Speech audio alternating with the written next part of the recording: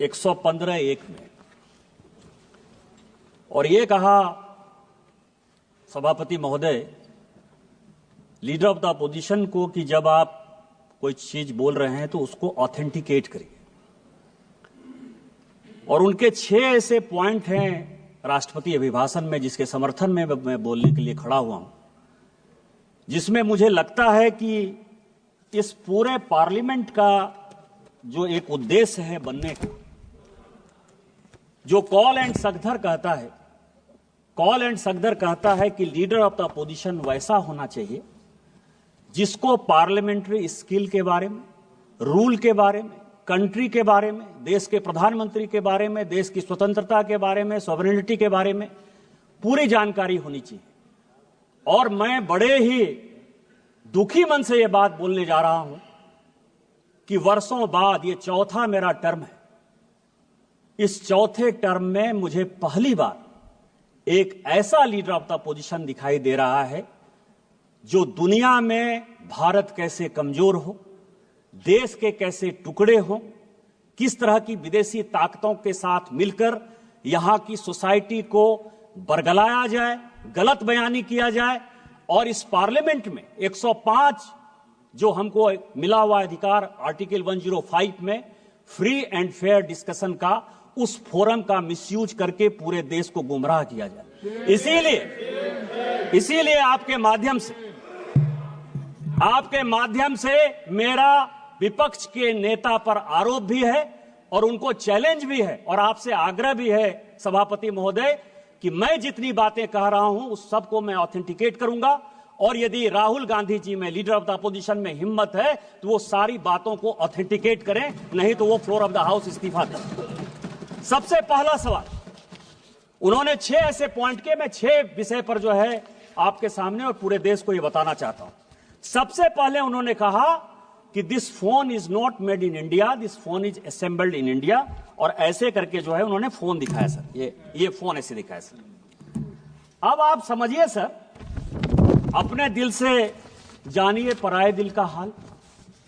कांग्रेस ने इस देश को किस तरह से विदेशियों के हाथ गिरवी रख दिया, ये मैं कहानी बताना चाहता हूं। ये मैं पेपर लेकर आया हूं सभापति महोदय।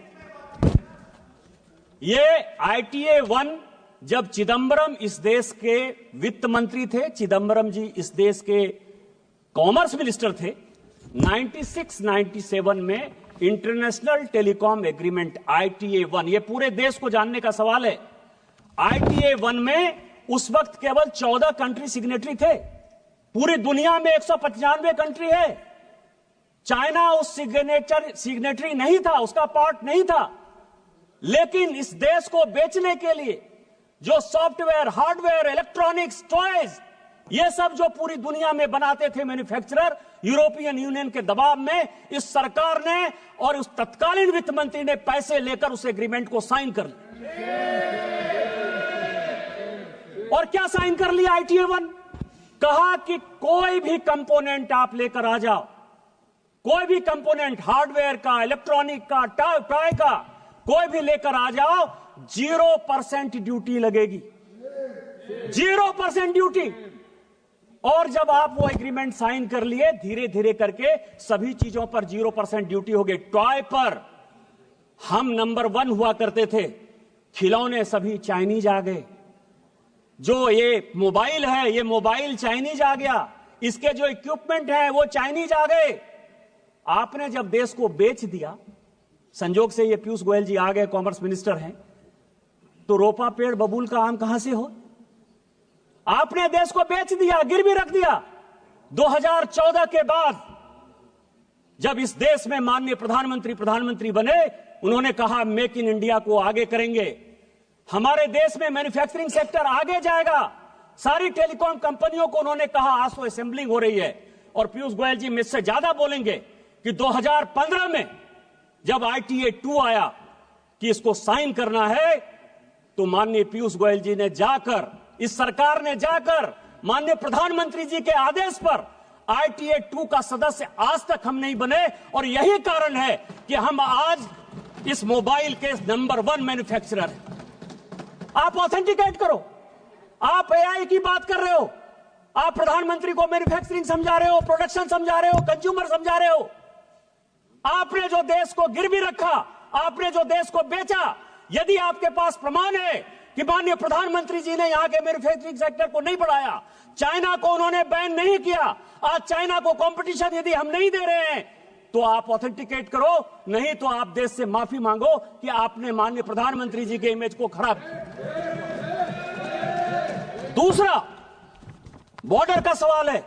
फिर मैं कहूंगा सर, मैं कई एक किताब कोट करके आया, उन्होंने कहा बॉर्डर में चाइना जो है लेके चला गया। वैसे राजीव रंजन सिंह जी मुझे बहुत कह रहे थे कि चौकीदार वाला बात कहा और सुप्रीम कोर्ट के जजमेंट से जो है भाग गया। ऐसे ही भगौड़ा है, झूठ बोलने की आदत है, कभी झूठ बोल दिया और कहीं दबाव आ गया तो वापस चले जाते हैं। लेकिन इस देश के बॉर्डर और सैनिकों के लिए बहुत इंपॉर्टेंट बात है। क्या बात कहा उन्होंने सर, कि माननीय प्रधानमंत्री जी, जिनके पीछे वो तीसरी बार देश के प्रधानमंत्री बने, 140 करोड़ लोगों का जो विश्वास है वो माननीय प्रधानमंत्री पर है, इसीलिए तीसरी बार उनको प्रधानमंत्री बनाया। दुनिया के फोरम पर जब वो जाते हैं तो आज दुनिया में चाहे रूस यूक्रेन वार हो रहा हो, चाहे यूरोपियन यूनियन में परेशानी हो रही हो, चाहे इजराइल में परेशानी हो रही हो, फिलिस्तीन में परेशानी हो रही हो, पूरी दुनिया भारत की तरफ देखती है। लेकिन ये किसने पैदा किया? मैं लेकर आया हूं सर आचार्य कृपलानी। सभी को जानने वाला सवाल है, आचार्य कृपलानी कांग्रेस के बड़े नेता थे। उनकी वाइफ सुचेता कृपलानी जो है उत्तर प्रदेश की मुख्यमंत्री भी बनी। कांग्रेस पार्टी से आचार्य कृपलानी ने इस्तीफा क्यों दिया? यह देश को जानने वाला सवाल है।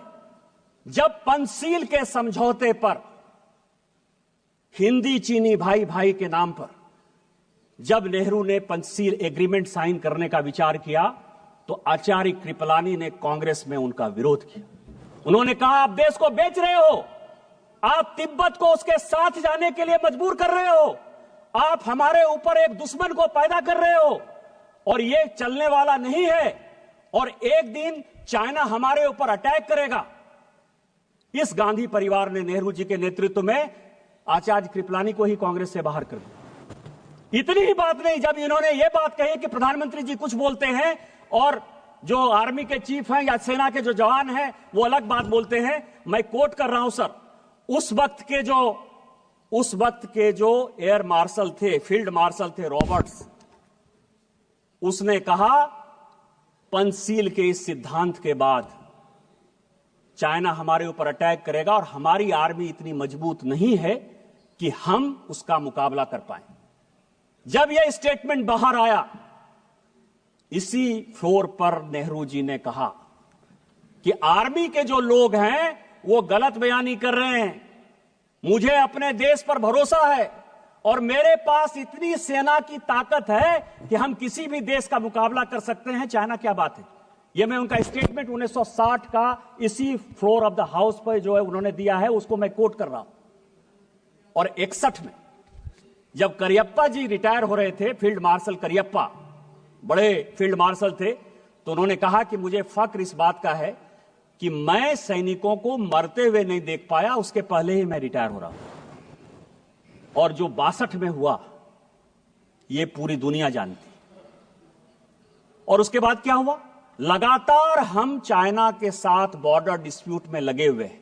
और मैं एक पेपर लेकर आया हूं सर कि 1981 में राहुल गांधी जी की दादी इंदिरा गांधी जी ने एक एग्रीमेंट साइन किया और उस एग्रीमेंट को साइन किया उस वक्त के चाइना के जो वित्त मंत्री थे, फॉरेन मिनिस्टर थे, आर्मी डिफेंस मिनिस्टर थे, हुआंग हुआ और इंदिरा गांधी के बीच में 1981 में समझौता हुआ। 1981 से लेकर 1987 तक जब इनके पिताजी भी बन गए इस देश के प्रधानमंत्री, 8 बार चाइना के साथ बायलैटरल हमने जमीन के लिए, बॉर्डर के लिए लगातार मीटिंग की, जो फेल हुआ। यदि चाइना ने नेहरू जी के समय जमीन नहीं लिया था तो इंदिरा गांधी ने वो कमेटी क्यों बनाई? राजीव गांधी ने वो कमेटी क्यों बनाई? 8 बार आपने उसकी 81 से लेकर 87 तक मीटिंग क्यों की? आप चाइना को पूरा का पूरा अक्साई चीन से लेकर पाकिस्तान जो आपने बनाया उस पर नहीं जाता। आपने सेना को घुसने दिया, आप लद्दाख तक पहुंच गए, आप अरुणाचल तक पहुंच गए, आपने तिब्बत को देकर हमारे माथे पर चाइना को बैठा दिया। आज माननीय प्रधानमंत्री जी के कारण एक बॉर्डर का डिस्प्यूट रिजॉल्व होता हुआ नजर आ रहा है। माननीय जयशंकर जी ने यही बयान दिया कि वो हमारे साथ बायलैटरल टॉक में है और जहां जो लाइन ऑफ एक्चुअल कंट्रोल था वहां पर दोनों सेना चली गई है।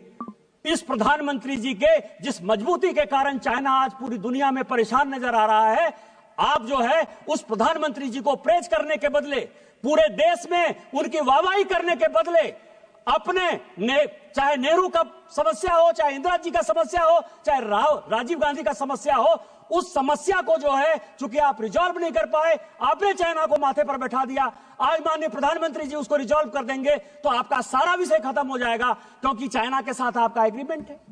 चाइनीज कम्युनिस्ट पार्टी के साथ कांग्रेस पार्टी ने क्या एग्रीमेंट किया है आज तक पूरी दुनिया को नहीं पता है।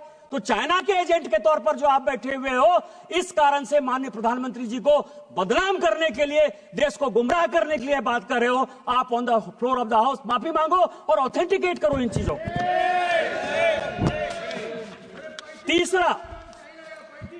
तीसरा बात उन्होंने कहा सर जयशंकर जी के बारे में, अमेरिका के बारे में, कि हम जो है, जयशंकर जी लगातार जाते रहे कि माननीय प्रधानमंत्री जी कैसे जो है ट्रंप से मिलेंगे। आर्टिफिशियल इंटेलिजेंस की बात करते हो, कंप्यूटर की बात के 100वां साल जो है हम लोग अटल जी का बना रहे हैं। आपने अटल जी को भी कोट किया, मैं उनका बयान लेकर आ रहा हूं। उन्होंने क्या कहा सर? उन्होंने यह कहा कि कंप्यूटर का कोई बहुत बड़ा प्रभाव हमारे समाज में नहीं पड़ेगा। यही छोटा सा स्टेटमेंट है, यही उन्होंने भी कहा। फैक्ट है, कंप्यूटर का क्या इंपैक्ट पड़ा हमारे समाज में। आज अमेरिका में भी सॉफ्टवेयर में भारत के लोग ही तो मजबूत है ना, हमारा ही स्किल पावर जो है पूरी दुनिया में आगे है ना। यही बात तो कहा उन्होंने कि इससे रोजगार नहीं जाएगा, इससे रोजगार बढ़ेगा। आप उस मृतात्मा देश के ऐसे प्रधानमंत्री जिनके बारे में आज पूरी दुनिया गर्व करती है और हम गर्व करते हैं कि भारतीय जनता पार्टी के वो प्रधानमंत्री थे, आप उनको भी नहीं छोड़ते हो। आज आर्टिफिशियल इंटेलिजेंस की आप बात करते हो। माननीय प्रधानमंत्री जी जब फरवरी में जा रहे हैं, कंप्यूटर हमारे यहां सभापति महोदय 1987-88 में आया, अमेरिका में कंप्यूटर 1960 के दशक में आया, यूके में कंप्यूटर 1960 के दशक में आया। 30 साल बाद तो आप कंप्यूटर ला पाए। कोरोना के वैक्सीन में भी माननीय प्रधानमंत्री जी ने दुनिया को दिखाया कि हम दुनिया के साथ कंधे से कंधा मिलाकर वैक्सीन बना सकते हैं, और हमने बनाया। और आज आर्टिफिशियल इंटेलिजेंस पर भी माननीय प्रधानमंत्री जी ने पूरी दुनिया को दिखाया कि जितना आप आगे होने की बात करते हो उससे ज्यादा हम हैं। और अभी माननीय प्रधानमंत्री जी के कहने पर अश्विनी वैष्णव जी का आया है कि जो चाइना का डीप सेक है उसको हम 6 महीने के अंदर समाप्त कर देंगे और हम उससे बढ़िया आर्टिफिशियल इंटेलिजेंस बनाएंगे। डाटा हमारे पास है, मैन्युफैक्चरिंग हमारे पास है, बुद्धि हमारे पास है। लेकिन आप क्या कह रहे हो कि अमेरिका में जयशंकर जी गए। मैं 27 जनवरी, पूरे हाउस के जानकारी के लिए, 27 जनवरी 2025 व्हाइट हाउस का जो स्टेटमेंट है वो पढ़ देना चाहता हूं। वो कहते हैं कि अमेरिका के राष्ट्रपति ने भारत के प्रधानमंत्री से बात की। व्हाइट हाउस का स्टेटमेंट है, देश का स्टेटमेंट नहीं है। और वो ये कहते हैं कि हम भारत के प्रधानमंत्री के साथ अच्छे रिलेशन रखना चाहते हैं। हमने उनको इनवाइट किया। यदि जयशंकर जी ने यह काम किया होता तो क्या व्हाइट हाउस पर भी भारत सरकार का इतना अधिकार है कि जो चाहे स्टेटमेंट दे दे? और यदि यह अधिकार जयशंकर जी और माननीय प्रधानमंत्री जी के कारण व्हाइट हाउस में भी है, तो इस देश को गर्व करना चाहिए कि हमने व्हाइट हाउस को भी कंट्रोल कर लिया। लेकिन फिर मैं कहूंगा समस्या कहां है? समस्या यह है सर कि अमेरिका में इनके पूरे परिवार के साथ रिलेशन खराब रहा। मैं अभी CIA की रिपोर्ट देख रहा था, 1971 की, 1972 की, 1973 की। वो ये कह रहा है कि भारत की इकोनॉमी रसातल में जा रही है। ये पाकिस्तान को अटैक करके जो है एक एक्सपेंशन के मोड में जाना चाहती है, लेकिन इसका अपना कुछ नहीं है। ये रूस के साथ मिलकर जाना चाहती है और हम भारत को बैन करेंगे। और ये जो 71-72 का CIA का रिपोर्ट है, इसके कारण मैं आपको बताऊं कि इसी इंदिरा जी को 1982 में रोनाल्ड रीगन से जाकर माफी मांगनी पड़ी।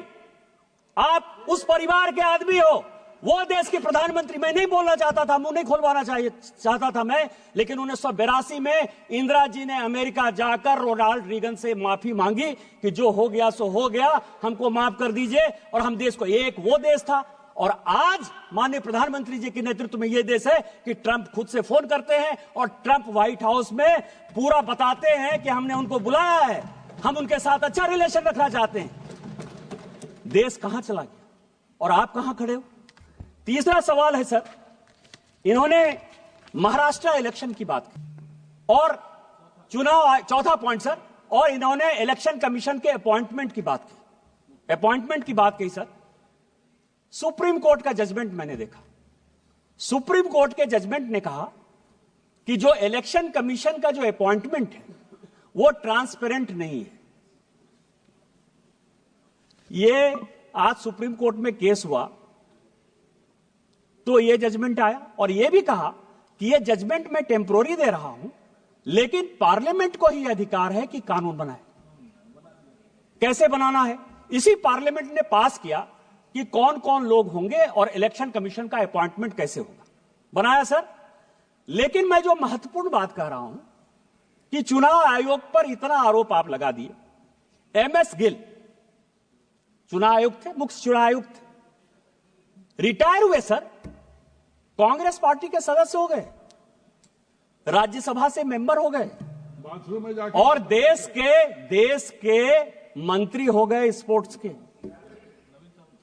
नवीन चावला सर, नवीन चावला, अब उनको मैं श्रद्धांजलि देता हूं, अभी उनकी डेथ हुई, लेकिन पूरी दुनिया जानती है कि जो विदेशी लॉबी है, मदर टेरेसा पर बहुत अच्छा बुक लिखा उन्होंने सर, और जो वो लॉबी सोरेस के साथ जो लॉबी गांधी परिवार को मदद करती है और जो इसके टुकड़े टुकड़े करना चाहती है, उस लॉबी के सबसे बड़े समर्थक थे।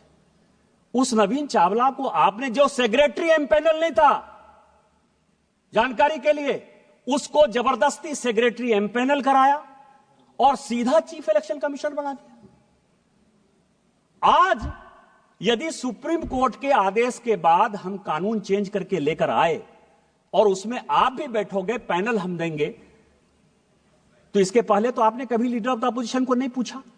जब तक 2014 तक सरकार रही, मैं राहुल गांधी जी, पूरी कांग्रेस पार्टी और पूरे विपक्ष को चैलेंज करता हूं कि आपने इलेक्शन कमिश्नर के अपॉइंटमेंट में, चीफ इलेक्शन कमिश्नर के अपॉइंटमेंट में एक बार भी किसी विपक्ष के आदमी से कंसल्ट किया है? आजादी के 1950 से लेकर 2014 तक आप अपने चपरासी को, अपरासी को, कार्यकर्ता को, जिसको आपने चाहा जो है इलेक्शन कमिश्नर बना दिया। 100 चूहे खाकर बिल्ली चली हज को। आज हम ट्रांसपेरेंसी के साथ आगे बढ़ रहे हैं और उसके बाद आप चुनाव पे जो ताकतें ऐसी हैं जो भारत की डेमोक्रेसी को कमजोर करना चाहती हैं, उन ताकतों के साथ मिलकर आपने जो है पूरा का पूरा महाराष्ट्र इलेक्शन का जो है हिसाब किताब दे दिया।